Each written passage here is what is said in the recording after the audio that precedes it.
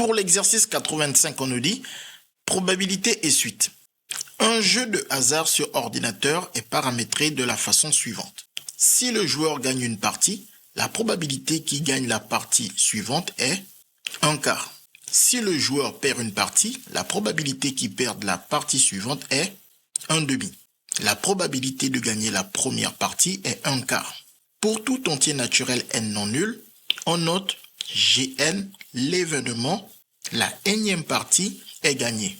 Et on note Pn, la probabilité de cet événement. On a donc P1 égale à 1/4. Première question, montrer que P2 égale à 7/16. Donc, pour pouvoir calculer P2, on a déjà besoin de bien comprendre c'est quoi P2. Pour comprendre P2, il faut revenir à la définition de Pn. On nous dit qu'on note Pn, la probabilité de cet événement. Quel événement? En relisant cette partie, on voit qu'il s'agit de l'événement Gn. Donc, on peut noter que Pn, c'est la probabilité de Gn. Et donc, P2, c'est la probabilité de G2 en remplaçant le n par 2. Car d'après l'énoncé, n, c'est un entier naturel non nul. Donc, n est un entier qui est supérieur ou égal à 1. Maintenant, pour calculer la probabilité de G2, on comprend que d'après l'énoncé, Gn est l'événement, la énième partie est gagnée. Donc, G2 est l'événement, la deuxième partie est gagnée. Pour pouvoir mieux visualiser la deuxième partie, on peut ici essayer de faire un schéma car on nous dit que nous avons la probabilité de la première partie. Si nous avons des informations sur la première partie et que nous en cherchons sur la deuxième partie, on a envie alors de faire un arbre qui nous donne des informations sur la première partie et on voit ce qu'on va obtenir sur la deuxième partie. Donc, on commence à faire un arbre à 2 branches. Lors de la première partie, soit G1, on gagne la première partie, soit G1 bar, on ne gagne pas la première partie. Et donc, une fois qu'on a fini la première partie, on passe ensuite à la deuxième partie. Soit G2, on gagne la deuxième partie, soit G2 bar, on ne gagne pas la deuxième partie. Et de même, si on n'a pas gagné la première partie, soit G2 bar, on gagne la deuxième partie, soit G2 bar, on ne gagne pas la deuxième partie. Pour les probabilités, on nous a dit la probabilité de gagner la première partie, c'est 1/4. Donc ici, probabilité de gagner la première partie G1, c'est 1/4. Et comme la somme doit donner 1, en faisant 1 moins 1/4, on obtient 3/4. Donc ici, la probabilité est de 3/4. Ensuite, on a des informations sur l'enchaînement des parties. On nous dit si le joueur gagne une partie, par exemple ici, G1, il a gagné la première partie. Si le joueur gagne une partie, la probabilité qu'il gagne la partie suivante est de 1/4. Donc la probabilité qu'il gagne la partie suivante, c'est-à-dire celle qui vient après la première, donc la deuxième, est encore de 1/4. Et comme la somme doit donner 1, on a déjà vu que 1 moins 1/4 donne 3/4. Donc ici, la probabilité est de 3/4. Ensuite, on nous dit, si le joueur perd une partie, donc G1 bar, il ne gagne pas la première partie, donc il perd la première partie. Si le joueur perd une partie, la probabilité qu'il perde la suivante est de 1/2. Donc il a perdu la première partie, la probabilité qu'il perde la suivante après la première, c'est la deuxième. Donc la probabilité qu'il perd la deuxième, on nous dit, est de 1/2. Donc ici, on met 1/2 et la somme devant donner 1. On a 1 moins 1/2 qui nous donne 1/2. Donc ici, la probabilité est de 1/2. Une fois qu'on a fait cet arbre, on sait qu'on cherche P2, G2.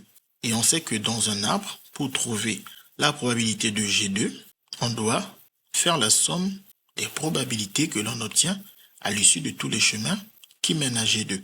On a ce premier chemin qui mène à G2, puis ce deuxième chemin qui mène à G2. Sur ce chemin, on a G1 inter G2, et sur ce chemin, c'est G1 bar inter G2. Et sommer la probabilité de ces deux événements va donner celle de G2. On comprend qu'il faut utiliser la formule des probabilités totales.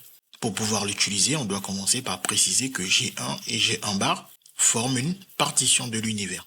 Donc on dit G1 et G2 forment une partition de l'univers d'après la formule des probabilités totales, P2 qui n'est rien d'autre que la probabilité de G2 est donc égale à la probabilité de G1 inter G2, la première ici, plus la probabilité de G1 bar inter G2, la deuxième ici.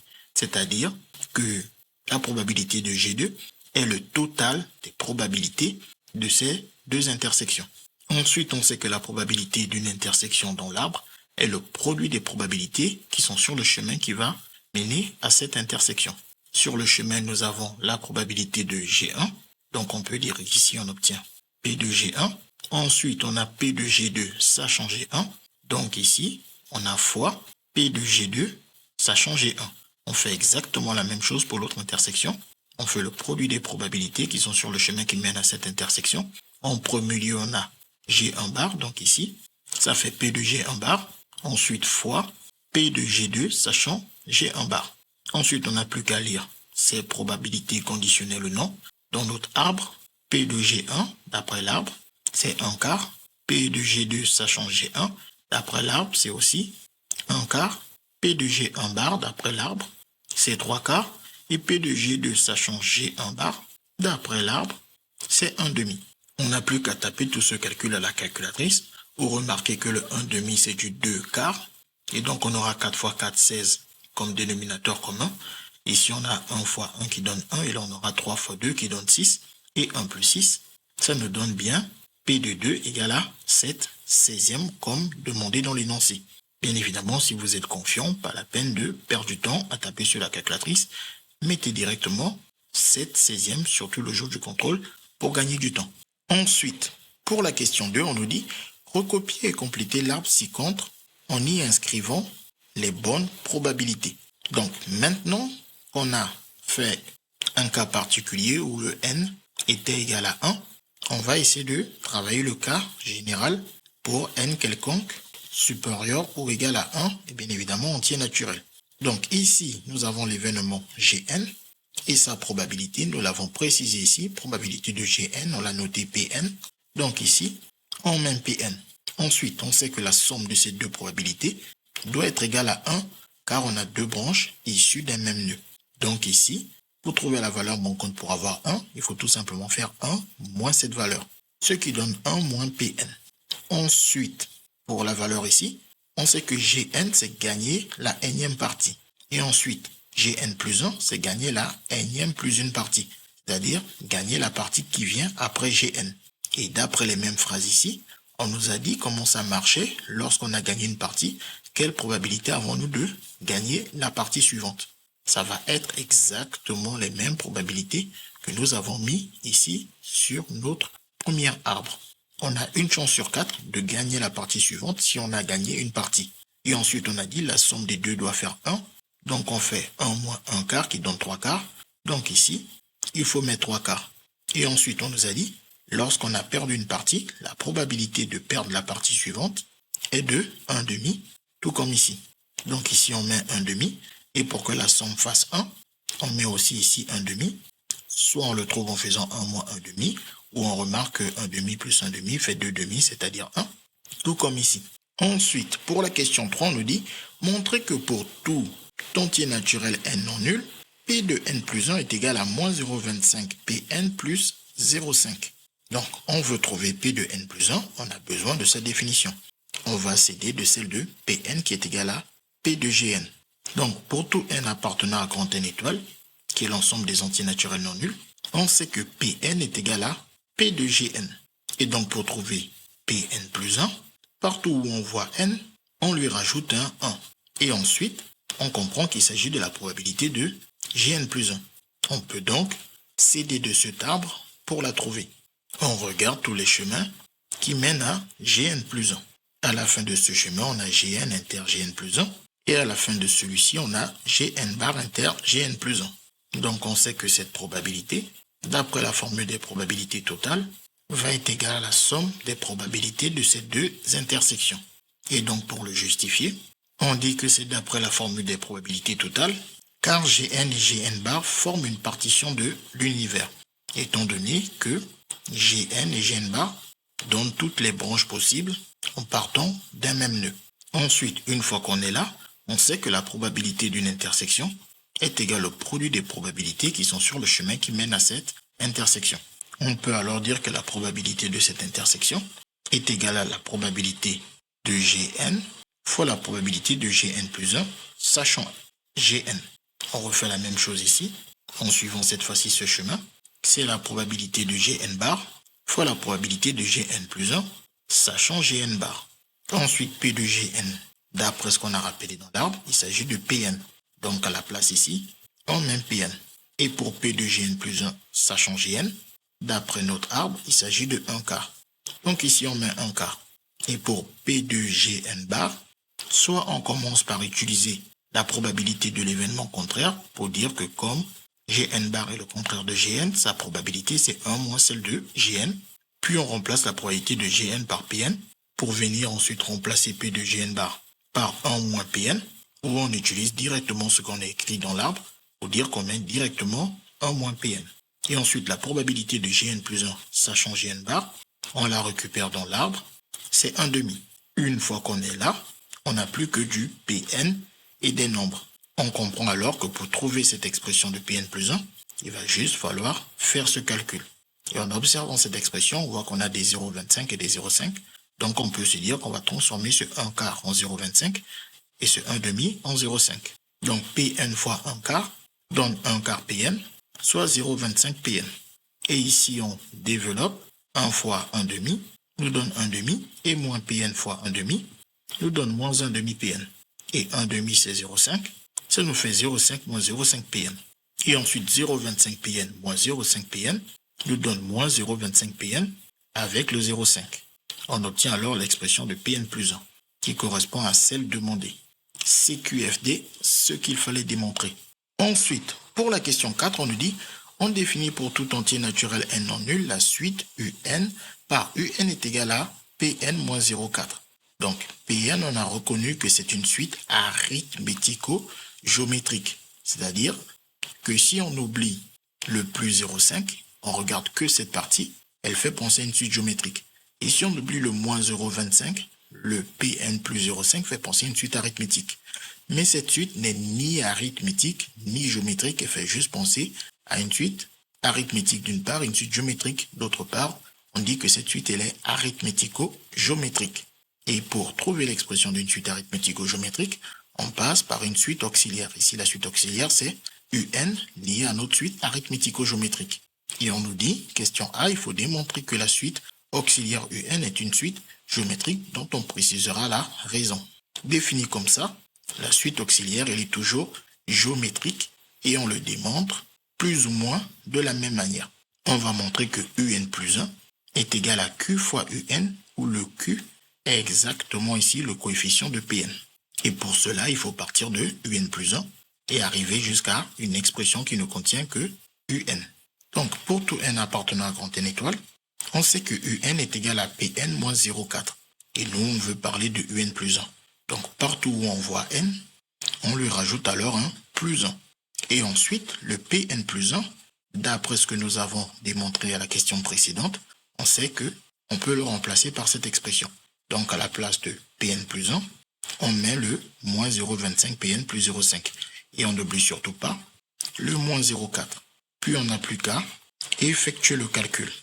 Et ensuite ici, soit vous êtes à l'aise avec la factorisation, soit vous ne vous embêtez pas, c'est un grand classique.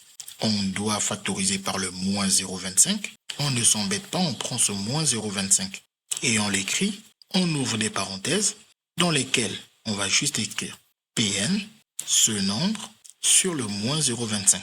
Et ici, on n'a pas besoin de faire le calcul pour savoir que ça donne forcément moins 0,4. Car ici, on a dit que c'est le Q, et là, ça doit être le UN. Et le UN, c'est Pn moins 0,4. Donc ici, il faut que ce calcul donne moins 0,4. Si vous n'êtes pas confiant, vous n'avez qu'à perdre du temps à effectuer ce calcul à la calculatrice.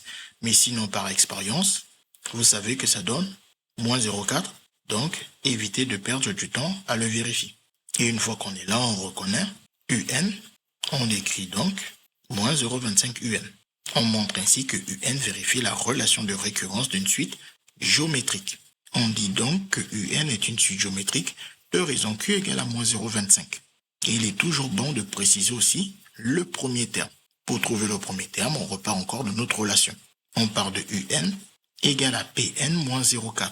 Et pour trouver le premier terme de la suite, on sait du premier terme de P. Le premier terme de P, on nous avait dit qu'il s'agissait de P1 qui vaut 1 quart.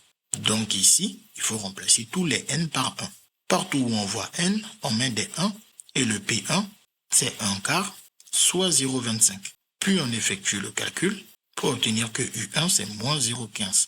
On a ainsi que UN est une suite géométrique de raison Q égale à moins 0,25 et de premier terme U1 égale à moins 0,15. Ensuite, pour la question 4b, on nous dit en déduire que pour tout entier naturel n non nul, P de n a cette expression. On veut trouver l'expression de Pn. On sait que Pn est lié à Un et on sait que Un est une suite géométrique dont on connaît la raison et le premier terme. On peut alors commencer par trouver l'expression de Un et en utilisant le lien entre Un et Pn, on va en déduire l'expression de Pn. On sait que pour une suite géométrique, son expression c'est Vn égale à V0 fois Qn, si V0 est le premier terme, et Vn égale à V1 fois Qn, attention ici, il faut mettre un moins 1 si le premier terme c'est V1.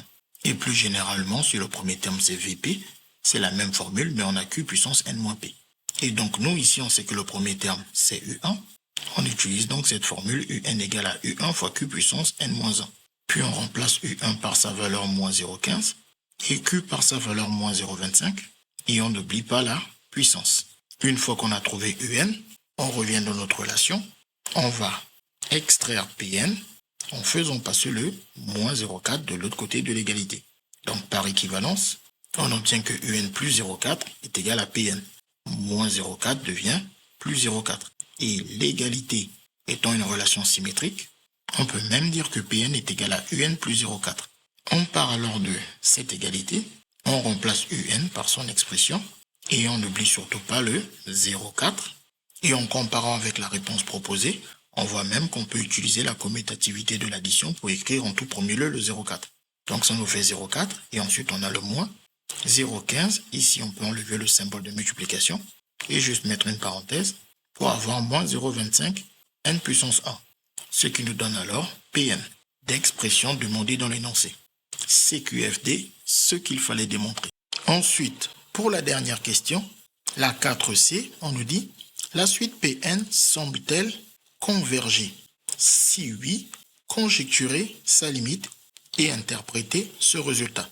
Donc il ne s'agit pas de calculer cette limite, mais de conjecturer cette limite. Donc pour pouvoir effectuer une conjecture, il nous faut avoir une visibilité sur les valeurs de Pn pour n prenant différentes valeurs. Le plus simple est alors d'utiliser une calculatrice et une table de valeurs dans cette calculatrice. Et donc pour cela, on lance notre calculatrice. On va dans Suite. Ensuite, on va ajouter une suite, celle que nous avons trouvée ici. Quand on clique sur Exé, on nous demande quel type de suite. Nous, on a une formule explicite que nous avons trouvée ici. Donc on fait le choix de la formule explicite et non pas celui de récurrence d'ordre 1 comme pour la formule de récurrence d'une suite géométrique. On vient alors cliquer sur Exé. Et ici, on va rentrer notre expression 0,4 moins 0,15, parenthèse, moins 0,25. On utilise la touche puissance et pour le n, il se trouve là. On met le n-1 et on clique sur Exé pour valider. Les corrections se font automatiquement pour l'apparition du symbole de multiplication. Ensuite, on veut notre table de valeurs, donc on va dans Tableau. Une fois qu'on est là, on n'a qu'à descendre pour voir vers quelle valeur on se rapproche. Il semblerait clairement que nous nous rapprochons de la valeur 0,4. Si on n'en est pas convaincu, on peut changer le réglage de l'intervalle. On peut laisser le début à 0 et mettre par exemple la fin à 50 et garder le pas de 1, puis valider. Et ensuite on revient, on redescend pour voir le comportement des valeurs.